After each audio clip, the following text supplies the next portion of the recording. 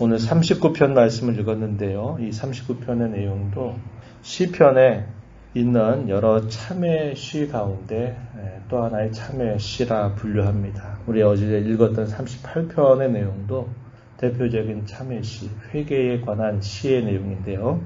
39편 역시 그러한 회개에 관계된 내용을 잘 전달해 주고 있습니다. 아마도 이 시를 기록한 때는 다윗의 임종 직전이 아닐까 학자들은 추정을 합니다. 그의 지나온 모든 삶을 되돌아보면서 인생이 과연 무엇인지 그것도 돌아보고 이제 그 인생 가운데서 가장 중요하게 그가 무엇을 하나님께 고백하고 있는지 하는 것을 우리가 이 내용들을 통해서 살펴보게 됩니다. 1절과 2절의 말씀의 내용에 보면요. 악인 앞에서 침묵하는 시인의 모습이 표현되고 있다는 겁니다. 말씀 한번 보시죠. 내가 말하기를 나의 행위를 조심하여 내 혀로 범죄하지 아니하리니 악인이 내 앞에 있을 때 내가 내 입의 재갈을 먹이리라 하였도다. 2절에 내가 잠잠하여 선한 말도 하지 아니하니 나의 근심이 더 심하도다. 이렇게 표현했습니다. 자신의 행위를 조심해서 혀로 범죄하지 않으려고 악인 앞에서 입의 재갈을 먹이고 침묵하는 시인의 모습이 표현되고 있습니다. 우리가 어제 읽었던 시편 38편 13절과 14절 내용 역시 같은 참회시라고 말씀을 드렸는데 거기서 또 이렇게 비슷한 말씀을 고백한 바 있습니다.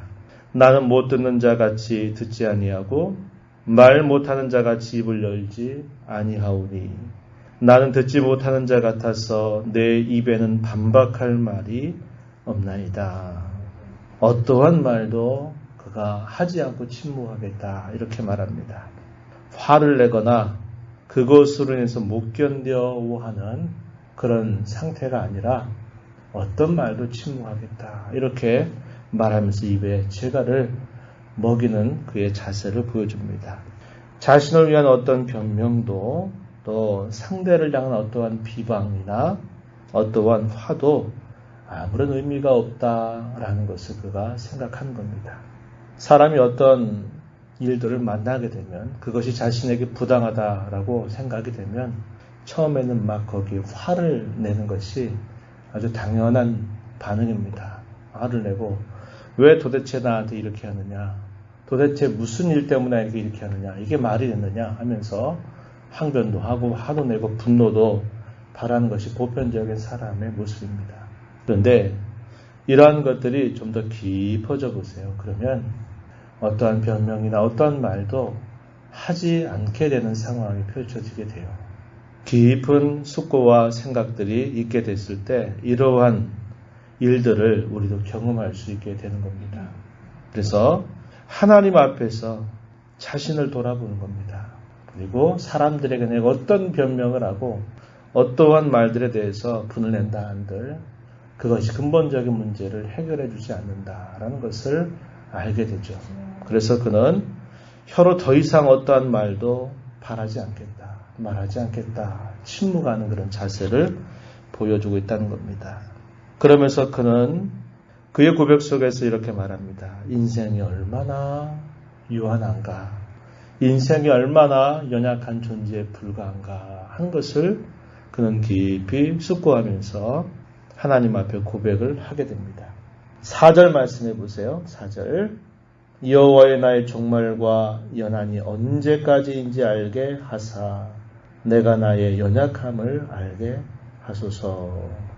나의 종말과 연한, 쉽게 말하면 인생의 여정이라 말할 수 있을 겁니다. 내 인생이 언제 끝날는지 그것을 표현하는 겁니다. 언제까지인지 알게 하사, 내가 언제 죽을 줄 알게 하사, 그런 말은 아닐 겁니다. 자신의 인생을 돌아보면서 자기 인생이 얼마나 하나님 앞에 연약한 것인지 그것을 깨달아 알게 해달라고 간구하게 됩니다. 자신의 연약함을 안다. 이것은 참 우리 신앙세계에 있어서는 굉장히 귀한 일입니다.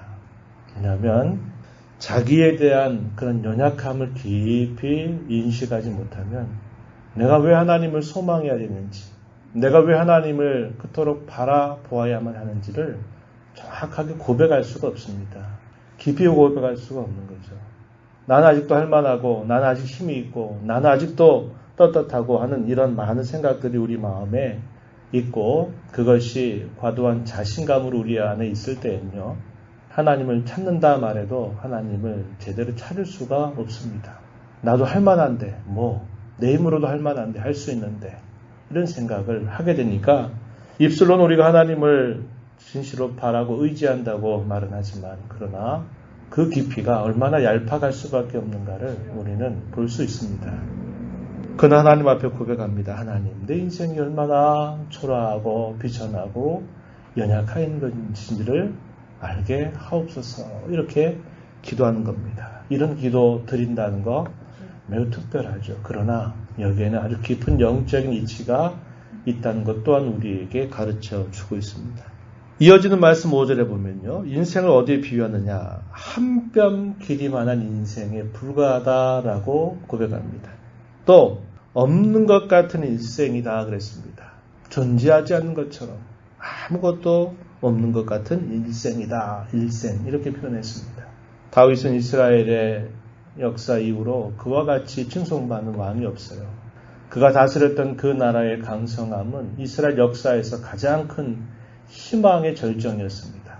그럼에도 불구하고 그는 하나님 앞에서 보니까 인생이라는 것 혹은 일생이라고 하는 이것은 없는 것 같은 인생에 불과하다 이렇게 고백하고 있어요. 5절 계속 이어진 말씀에 보니까 인생을 또 어디에 비유합니까? 허사뿐이다 라고 말합니다. 허사뿐인 인생이다 이렇게 고백하죠. 11절 뒤에 가서도 보면요. 동일한 고백을 하고 있습니다. 참으로 인생이란 모두 헛될 뿐이니이다 라고 고백합니다. 다시 6절로 다시 돌아오게 되면 이렇게 말하죠. 인생은 그림자 같다라고 표현합니다. 그림자같이 다니는 인생에 불과합니다. 이렇게 고백하죠. 헛된 일로 소란한 인생길이라고 표현하고 있습니다. 또 이렇게 말합니다. 6절에 이어지는 말씀에 재물을 쌓는다 하더라도 그 재물을 누가 거둘지도 알지 못하고 떠나는 인생이다. 이렇게 표현하고 있습니다. 부귀와 영화라고 하는 것도 결국 다 허망하다라는 겁니다. 있다가 다시 사라져버리는 것과 같이 허망한 것이다. 이렇게 말하면서 하나님 앞에 하나님, 내 인생이 얼마나 하나님 앞에 연약한 것인지를 알게 하옵소서. 이렇게 기도를 올리고 있습니다. 그러면서 그가 이런 가운데서 이제 어디를 향하느냐? 하나님을 바라보는 겁니다.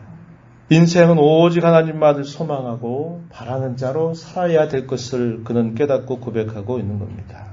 자기에 대한 깊은 절망이 없이는 하나님은 진심으로 찾을 수 없고 바랄 수 없다는 거죠. 그것을 그는 분명하게 말해주고 있습니다. 7절 가서 보면은 뭐라고 말합니까? 주여 이제 내가 무엇을 바라리요 나의 소망은 주께 있나이다. 다른 어떤 것도 내가 바라지 않겠습니다. 이렇게 말하는 겁니다. 부와 기와 영화나 그 어떤 것들도 다 허망한 일에 불과하다고 말하면서 그것은 결국 다 때가 되면 다 지나가게 되고 말 것임을 그는 주목하면서 오직 그는 하나님만을 바라봅니다. 나의 소망은 오직 주께만 있습니다. 라고 이렇게 고백하고 있는 겁니다. 우리가 인생을 살다 보면 모든 게 다 지나가죠. 어려운 일이 왔다가도 그 어려운 일은 지나갑니다. 시험거리가 와도 그 시험거리는 지나가죠. 우리가 그토록 좋아하고 바라는 일이 있다가도 그것이 어느 순간 되면 또 사라져버리는 것이 우리 인생길이라고 하는 겁니다. 때가 되면 다 지나가게 돼 있어요. 그러나 때가 돼도 우리에게 남아있는 문제가 있습니다. 그 문제가 뭘까요? 우리 마음속에, 우리의 모습 속에 비어있는 죄라고 하는 겁니다. 죄. 다른 것들은 다 지나가요. 그러나 죄라고 하는 것은 우리가 살아가는 인생만큼 그 죄는 계속 쌓이고 쌓이는 것이 우리의 인생길입니다. 그래서 다윗은 하나님 앞에 어디에 주목하느냐? 다른 것들은 다 지나가고 허망한데 돌아보니까 자기 인생 여정 속에 하나님 앞에 범한 죄라고 하는 것을 주목하게 되는 겁니다. 그래서 이렇게 말합니다. 8절 가서 보면은 나를 모든 죄에서 건지시며 우매한 자에게서 유혹을 당하지 아니하게 하소서. 모든 죄에서 건져달라. 결국 인생 가운데서 유혹을 당하지 않게 해달라. 이렇게 말합니다.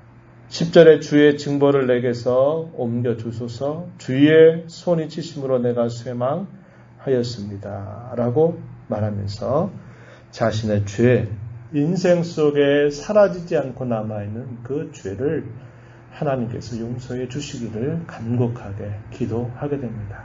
떠나가기 전 반드시 해결해야 될 가장 인생의 중요한 문제, 그게 바로 죄라고 하는 겁니다. 왜냐? 죄는 반드시 형벌을 부리고 반드시 심판을 불러오기 때문에 그러하다고 하는 겁니다.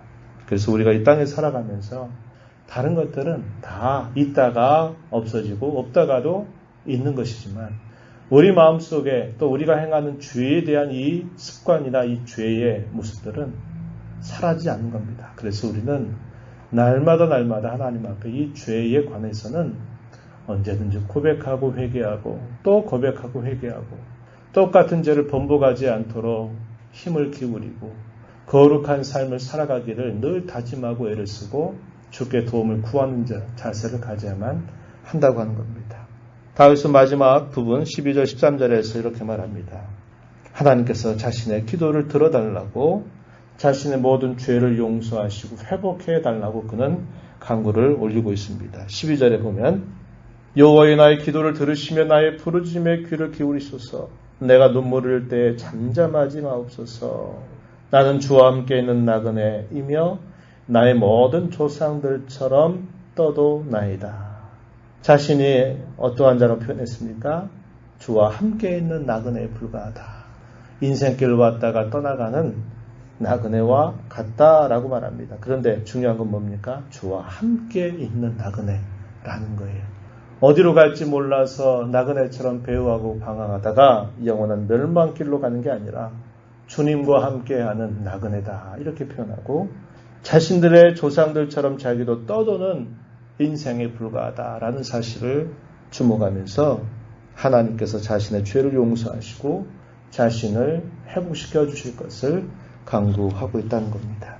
우리 인생의 연약함을 뒤늦게 깨닫는 것은 그것만으로도 큰 유익이 될 것이지만 우리가 매일매일 살아가면서 우리가 얼마나 하나님 앞에 연약한 것인가를 날마다 돌아보고 깨닫고 깨닫는 삶은 가장 지혜로운 삶을 사는 모습일 겁니다. 그래서 다른 어떤 것이 아니라 우리 마음속에 우리 인생 가운데도 지워지지 않는 그런 죄들을 날마다 처리하고 그 죄로부터 벗어나고 그래서 하나님이 주시는 신령한 하늘의 기쁨을 우리 마음에 소유하고 양심의 평화를 우리 마음에 간직하고 성령 안에서 주시는 참 즐거움을 우리 마음속에 매일매일 가지고 살아가는 것처럼 복되고 귀한 인생은 없다고 하는 것이죠. 그러한 삶을 매일매일 남은 생애 가운데 살아가는 저와 여러분이 되기를 진심으로 바랍니다. 그러한 하나님의 은혜를 구하면서 오늘도 복된 주일을 잘 맞고 또 보내는 날이 되기를 바랍니다. 하나님 아버지 감사합니다. 복되고 거룩한 주일을 또 저에게 허락하시고 오늘도 저희들에게 주시는 말씀 가운데 다윗이 인생 말년에 하나님 앞에 지나온 인생길을 회고하면서 하나님 앞에 모든 죄를 용서해 주시기를 자신을 회복시켜 주시기를 간절히 바라는 말씀을 함께 읽게 하시니 감사드립니다. 다른 어떤 것에 관한 기도의 내용이 아니었습니다. 하나님, 내 인생이 어떠함을 알게 하셔서 나로 내 연약함을 알게 해달라고 간곡하게 기도합니다. 그래야만 하나님을 진심으로 소망하고 바랄 수 있기 때문임을 그는 우리에게 알려주고 인생의 모든 일들은 다 때가 되면 지나가겠지만 남아있는 이 죄의 문제는 결코 해결되지 아니함을 주목하며 자신의 모든 죄를 정결하게 해주실 것을 구하는 이 시인의 모습처럼 저희들의 남겨진 인생 가운데서 늘 우리의 모든 마음 속에 또 우리의 행위 속에 우리의 말 속에 있는 죄악들을 날마다 정결하게 하는 일을 집중하게 하시고 그러므로 저희의 심령 속에 양심의 평화, 성령 안에 주시는 신령한 기쁨을 늘 누리며 주와 동행하는 삶을 살아가는 저희가 되게 해 주시옵소서. 은혜의 보좌 앞에 나와서 아버지 은혜를 간구하는 모든 종들을 용납하시고 간구의 귀를 기울여 주옵소서. 귀하신 예수님 이름으로 기도드리옵나이다. 아멘.